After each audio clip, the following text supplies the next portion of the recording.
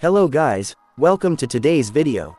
In this video, I am going to show you how to install and configure Andstation3 Alpha emulator on your Android device. First of all the guys who are saying it is fake and we are delusional, then let it be better be delusional than not trying at all. So, also special thanks to Aptrex, Talkmol, Damonking and many other YouTubers which are only a few but who really trust in new emulators. We are glad that you were there on day one. So without any further ado, let's begin the video. Here on your Android device, go to Google browser and search for Andstation3. The first result should contain the app original site, and then from here download both the APK as well as the OBB file. After that, go to Play Store and search for xoureldeen. It is the best app for setting up files required for the emulator. Then quickly roll a search for PS3 firmware, and from TechPost site download it or get it from your original PS3. Later on, now download both APK installed earlier, and soon later on open the Termux app for setting preferences. Here is a sample from Talkmol. Thanks to Talkmol for providing with the app setup process, and by following this process you should be able to set up till firmware installation. PS3 firmware install require different time for different persons. For example, on my Snapdragon 695 device it took approximately half an hour.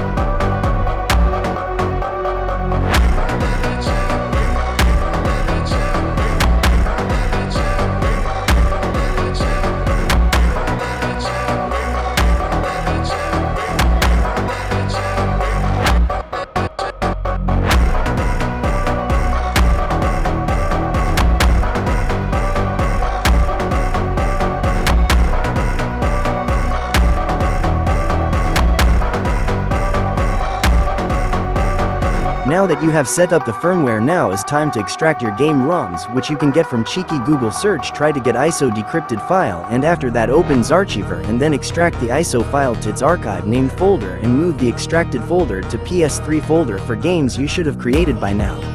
Also, just a fact that for this current version of the alpha test only Android storage can be used and not SD card storage for games. Also, now let me show you how you can add controls for your games. I offered precaution earlier only that Termux 11 has some recording issues on my device, so footage will be somewhat lagging even after trying multiple times.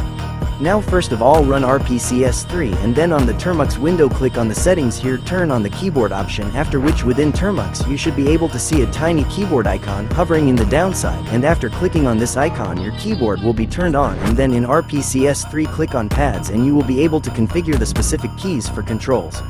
Also, now I am trying to load game, but due to some recording issue and also early alpha test the game loading will take time, but still I was able to reach till entry of Skyrim and also able to hear music output.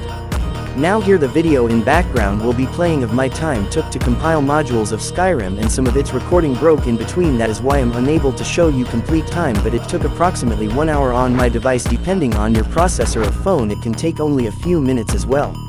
Now as you have seen most of the process, you can try it on your own Android device, then you can share your results in our Andstation3 Reddit community or the Discord server, whose links would be available in Discord server.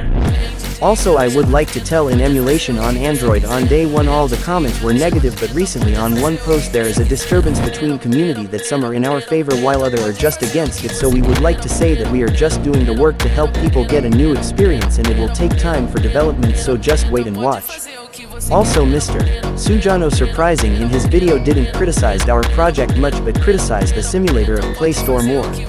Also, the news that people are relating with Andstation is slightly unclear, but according to my sense the post rpcs3 made was especially regarding the Play Store simulator, which had ads, as our app never had APS and isn't a simulator but effects layered emulator right now.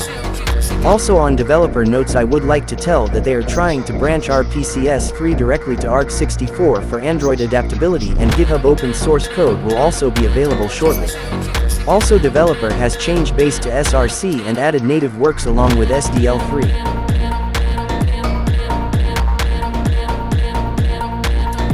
Now here I am using a text-to-speech module personally for doing voiceover in this video, as I don't have perfect equipment for greater audio quality and I didn't want to glitch audio for my viewers. Here in background currently you will be able to see the whole Skyrim game compiling, as I said before.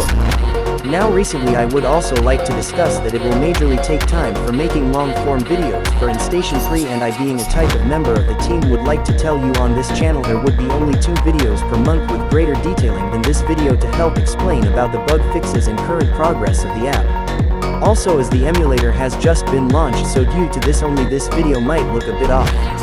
Now I would also try to add timestamps below regarding what topic is being covered in audio. And for regarding discussion about Andstation3, links will be in the comment section for joining Andstation3 Reddit, Discord and Telegram for official announcements. And just now ShadyPs4 developers had just also told that they will be releasing Android port in future, so now there has been a meme circulating within the community that how PS3 Android port developer is getting harassed, so people will be on their way to nitpick ShadyPs4 now. Also regarding the native port, yes, there will be native port available by 2025 if the development team doesn't burn out, as we are using Android NDK for porting, and if you know a bit about Android NDK, it doesn't allow JIT, and without JIT most of the time emulation is just undoable. So we might be looking into how Dolphin ported their own app and take some inspiration from there. Also, here are some of comments in Mr.